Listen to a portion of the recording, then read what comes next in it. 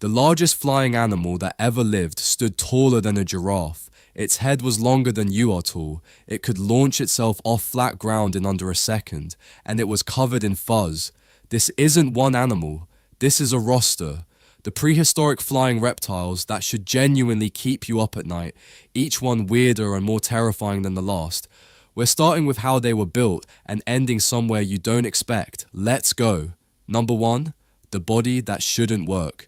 Before you meet the nightmares, you need to understand what you're looking at, because pterosaurs weren't built like anything alive today, not even close. You know how a bird flies with feathered wings and a bat flies with skin stretched across 4 fingers? A pterosaur flew on a single finger, one hyper-elongated 4th finger, longer than the rest of the animal in some species, holding up the entire wing. That's it, 1 finger between you and the ground. And the wing membrane wasn't just skin, it was alive. Blood vessels threaded through it. A thin layer of muscle ran through it. 3 crisscross layers of structural fibers called actinofibrils gave it shape and stiffness, like a tent that could flex and adjust in real time. In the big species, extensions of the breathing system pushed air sacs into the wing itself. The wing was breathing. Their bones were more air-filled than any animal ever studied. Some had walls thinner than a credit card, held together by internal struts of foam-like bone, rigid enough to support a standing height taller than a giraffe, light enough to fly. You could crush one in your hand, you could not build one in a lab, and the engine running all of this was a breathing system that makes your lungs look like a party balloon. One-directional airflow. Air moved through the lungs in a single loop, extracting oxygen on the inhale and the exhale. Every breath was twice as efficient as yours. These things ran supercharged, and they were not dinosaurs, not even close, their own lineage. They were flying 80 million years before the first bird and 170 million years before the first bat even showed up. You came here expecting big, scary animals. The scary part isn't the size, it's that evolution built a flight machine from completely different parts than anything you've ever seen, and then it scaled it up. Number 2, the pole vault. So how does a 250 kilogram animal get off the ground? Not the way you think. For years the assumption was bird-style takeoff, run on 2 legs, flap, lift. But when researchers modeled that for the largest pterosaurs, the math broke. The femur would snap. A bipedal running takeoff simply doesn't work at this size. What does work is something much worse. Pterosaurs launched off all 4 limbs. They folded their wings, planted their wing fingers on the ground, crouched, and vaulted. The 4 limbs did most of the work. Picture a pole vault, except the pole is attached to you. Launch velocity, roughly 28 miles per hour. Airborne in under 0.63 seconds, about 5 kilonewtons of force, comparable to a sustained punch from a professional boxer, except the boxer is the size of a giraffe, and the punch sends it into the sky. No runway, no cliff, no wind, flat ground, standing start, gone. There was an upper limit. Around 11 meters of wingspan, the quad launch starts hitting diminishing returns. Beyond that, real-world conditions made it impractical, and real-world conditions included Tyrannosaurus. You were picturing these things running off cliffs like hang gliders. No. Explosive standing start. Half a second. That's what was sharing the sky with you. Number 3, the Antlered One. Meet Nyctosaurus. And for once, the nightmare isn't about size. This thing had a 37 centimeter body, 2 meter wingspan, weighed under 2 kilograms. You could hold it in your hands. You wouldn't want to. Growing out of the top of its skull was a double-pronged, bony crest 55 centimeters tall, over 3 times the length of its own skull. Proportionally, that's like you wearing a rigid bone structure extending 4.5 feet above your head. Not a feathery crest, not a flap of skin, solid bone, branching like an antler. And it was purely for show. Researchers tested the idea that it supported a skin sail, like a boat. The physics didn't hold up. This was display.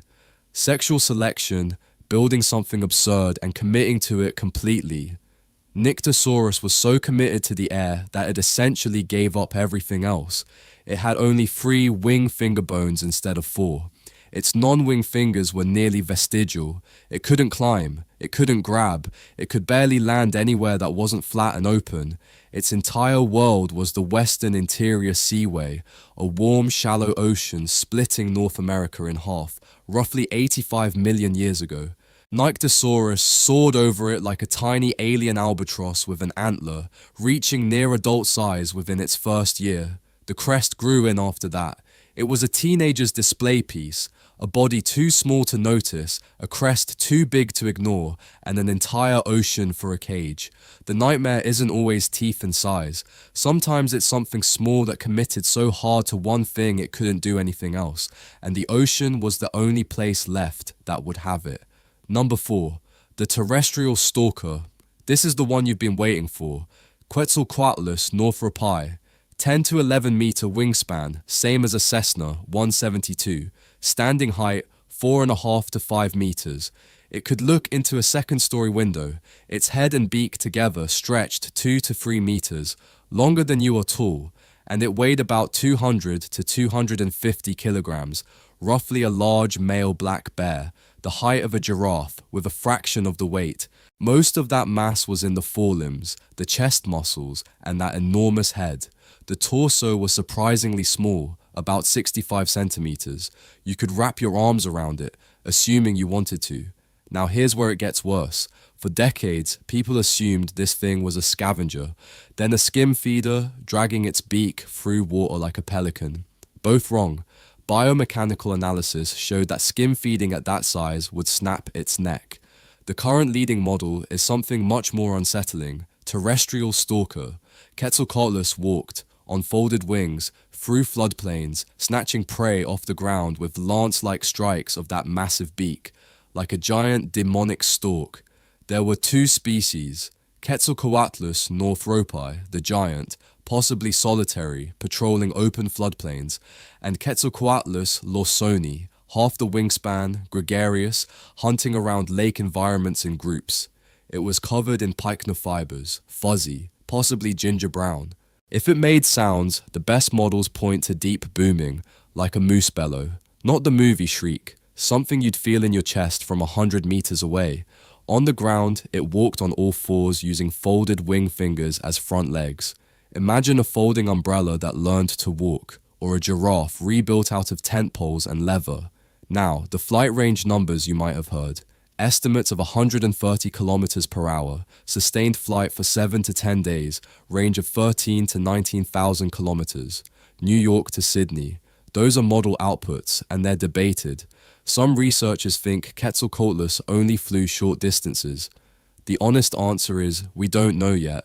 Mass estimates alone have historically ranged from 70 to 544 kilograms depending on the method. 200 to 250 is the current best guess, and it's partly based on unpublished data. No complete skeleton exists. What isn't debated is what it did on the ground. You've been picturing something that flies. The real terror is what happens when it lands. A giraffe-height predator walking towards you on folded wings, booming, fuzzy, and looking straight at you with a skull longer than your body. But there was something worse. Number 5. The Transylvanian Terror. This is where the video changes. Every section so far has been about animals that fly.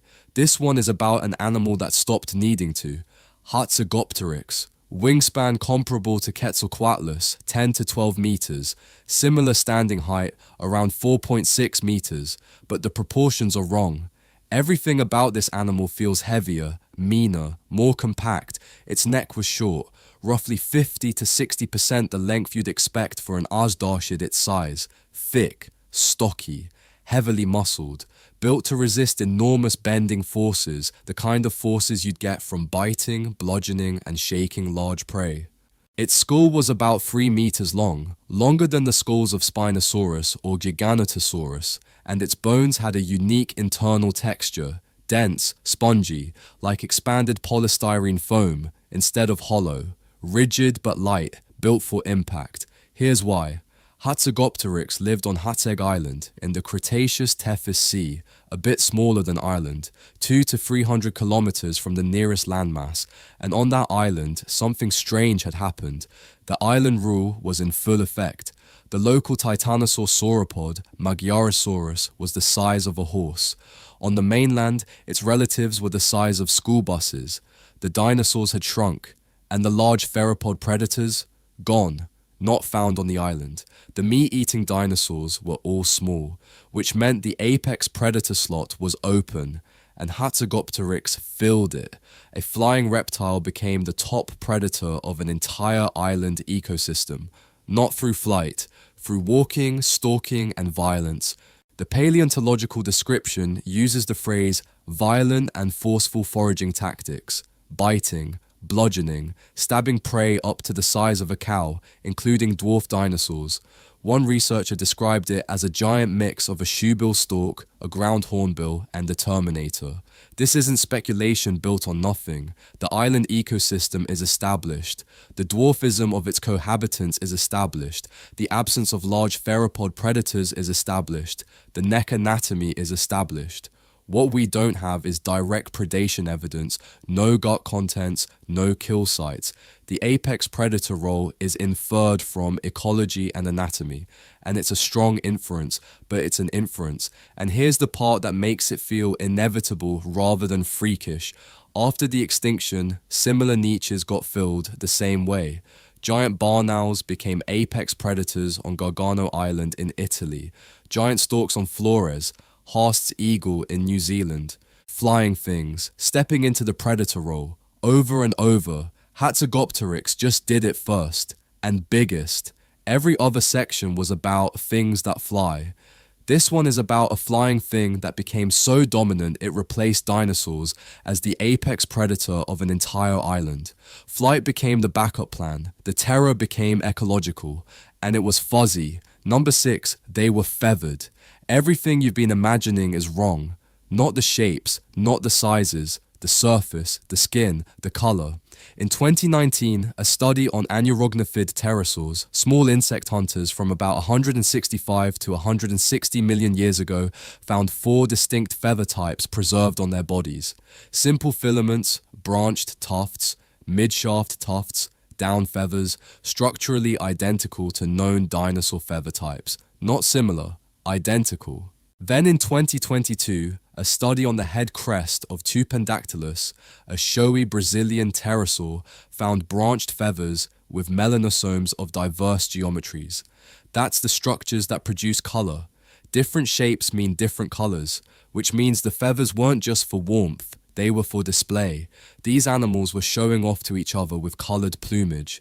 If both pterosaurs and dinosaurs had true feathers, the origin of feathers pushes back to around 250 million years ago, the early Triassic, right after the worst mass extinction in Earth's history killed 90% of all species. Feathers might have evolved in the survivors of the apocalypse. Now, this is not fully settled. Some researchers argue the pterosaur structures could be convergent evolution, similar result, separate origin. Molecular evidence and Triassic fossil feathers are still needed for confirmation. The 2022 paper significantly strengthened the feather camp, but the debate continues. Still, you've been scared of these things for 5 sections, now recolor them. They were fuzzy, possibly colorful, possibly displaying to each other with patterned crests. The nightmare has plumage. Number 7, 162 million years. Pterosaurs ruled the skies from the late Triassic to the end of the Cretaceous. 162 million years. You, all of humanity, have been here for about 300,000. Pterosaurs lasted 540 times longer than us. If you compress their entire history into 24 hours, everything humans have ever done fits in the last 2.7 seconds. And the Ajdarshids, the family that includes Quetzalcoatlus and Hatzegopteryx, weren't one species. They were an entire globally distributed family of giraffe-sized terrestrial stalkers. Every continent, everywhere, for millions of years. After the extinction event 66 million years ago, no flying vertebrate ever approached their size again. Birds are locked into bipedal takeoff, which caps their maximum size. Bats are limited by mammalian lungs. The specific combination, quad launch, extreme air-filled bones, that supercharged respiratory system was a one-time event. Evolution built it once, ran it for 162 million years, and never built it again. The nightmare is over, and it is never coming back